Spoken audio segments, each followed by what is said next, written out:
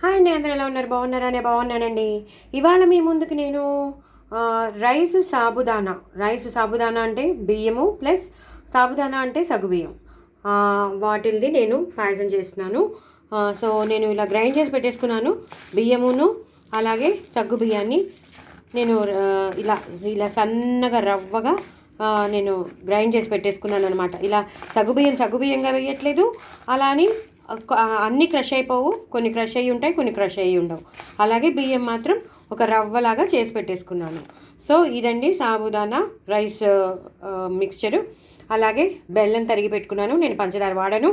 So బెల్లము plus ఇది ఖర్జూర్, అలాగే బాదం పప్పు, జీడిపప్పు, నల్ల ద్రాక్ష, మామూలు ద్రాక్ష, నార్మల్ ద్రాక్ష, ఇది కొబ్బరి ముక్కలు కొన్ని తరిగినవి, కొన్ని తురిమినవి. ఓకేనా అండి? ఇదైతే అసలైన రెసిపీవి. మిగతావి వేస్తూ మీకు చూపించేస్తాను. చూసారు కదండి, నేను బాండి పెట్టేసుకున్నాను, నెయ్యి వేసేసుకున్నాను. అందులో జీడిపప్పులు, బాదం పప్పులు, అలాగే బ్లాక్ కిస్మిస్, అలాగే నార్మల్ కిస్మిస్ ఇవన్నీ వేసేసి బాగా వేయించుకున్నాను. చూస్తున్నారు కదా ఎంత ఎర్రగా వేగాయో. ఆల్రెడీ కొబ్బరి కూడా వేగిపోయి ఉంది. ఇప్పుడు ఇక్కడ పాలును కొంచెం రైస్, ఇందాక నేను మీకు చూపించాను కదా, ఆ రైస్ ఈ గ్లాస్తో వేశాను. మొత్తం వేయలేదండి, ఈ చిన్న గ్లాస్తో వేశాను. అది నేను వీడియో నొక్కాను అనుకున్నాను, వీడియో నొక్కబడలేదు. సో మామూలుగా అందుకే చెప్తున్నాను. సో ఈ చిన్ని గ్లాస్తో నేను ఆ పొడి ఏదైతే మనం బియ్యం రవ్వ ప్లస్ సాబుదానా రవ్వ, అదే సగ్గు బియ్యం రవ్వ చేసుకున్నాము, ఆ రవ్వ రెండు ఒకటేసారి గ్రైండ్ చేసేసాను. అందులో ఇలాచీ వేసి గ్రైండ్ చేసేసాను, ఇలా బరకగా. ఇది మాత్రం టైం పడుతుందండి, తప్పకుండా టైం పడుతుంది. కానీ కదుపుతూ ఉండాలి. ఓకేనా అండి? కొంచెం కావాలి అంటే మనం వాటర్ పోసుకోవచ్చు, లేదా పాలు పోసుకోవచ్చు. ఇది ఇలా కలపాడి బాగా ఉడకాలండి. ఉడికాక మీకు చూపిస్తాను. చూసారు కదండి, నేను ఇంకొంచెం పాలు పోసుకున్నాను. పాలు పోసుకుని పూర్తిగా ఇలా కలిపేసినాను. ఇలాచీలన్నీ తేలుతున్నాయి, ఇలాచీ గింజలు ఉన్నాయి లోపల. సాబుదానా చేసిన సాబుదానా, అలాగే బరకగా చేసుకున్న బియ్యం. సో అంతా నేను చూపించిన డబ్బా అంతా వేయలేదండి, ఒక చిన్న గ్లాస్తో వేసుకున్నాను. అదే మనకి ఎక్కువ అయిపోతుంది, అంటే మనకి కరెక్ట్గా కన్సిస్టెన్సీ, ఎందుకంటే మనకి పాలు పోసుకుంటాం కాబట్టి సరిగ్గా సరిపోతుంది.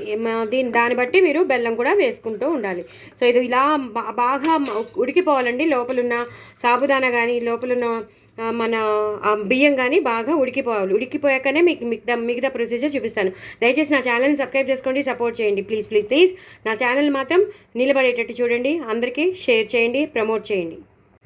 ఇప్పుడు తగినన్ని పాలు పోసేద్దామండి. ఆల్రెడీ ఇందాక పోసాము, ఇప్పుడు కూడా పోసేస్తున్నాను. అవి కూడా బాగా కాగిన పాలేనండి, అవి చల్లారిన పాలు కాదు, బాగా కాగబెట్టుకున్న పాలు కాబట్టి తొందరగా అయిపోతుంది. ఇప్పుడు ఇలాచీ వేసేసుకుందామండి. నేను క్రష్ చేసి వేసేసాను.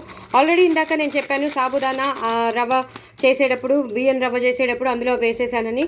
అయినా సరే మంచి ఫ్లేవర్ రావాలంటే మనం వేయాలి కదా. ఇవన్నీ వేసేసామండి. ఇప్పుడు నేను స్టవ్ బంద్ చేసేస్తాను. కొంచెం నెయ్యి అయితే నెయ్యి వేసేస్తాను. ఒక 2 స్పూన్స్ నెయ్యి వేస్తాను. చాలా బాగుంటుందండి. ఒకసారి మీరు ట్రై చేయండి. సాబుదానాతో, బియ్యం రవ్వ సాబుదానాతో పరవన్నం అదిరిపోతుంది. ఇప్పుడు అంతా అన్నం, ఇది మనం చేసుకున్నదంతా బాగా ఉడికిపోయింది. ఇప్పుడు నేను బంద్ చేసేసి నేను చేసుకున్న బెల్లాన్ని ఇందులో వేసేస్తానండి. మీరు తీసుకున్న దాన్ని బట్టి వేసుకోవాలి. మీరు ఎంత రైస్ తీసుకున్నారో, ఎంత మీరు అది తీసుకున్నారో రవ్వ బట్టి మీరు కొలుచుకున్న. అందుకే ఒక గ్లాసు నేను చూపించేశాను.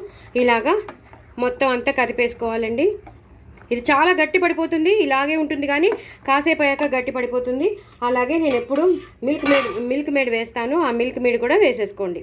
నెయ్యి వేసేసాను, మిల్క్ మేడ్ కూడా వేసేసాను. ఇంకొక స్పూన్ రావట్లేదు, నేను తర్వాత వేస్తాను. వేసుకుంటే మీరు 2 స్పూన్స్ మాత్రం కంపల్సరీ వేసేసుకోండి.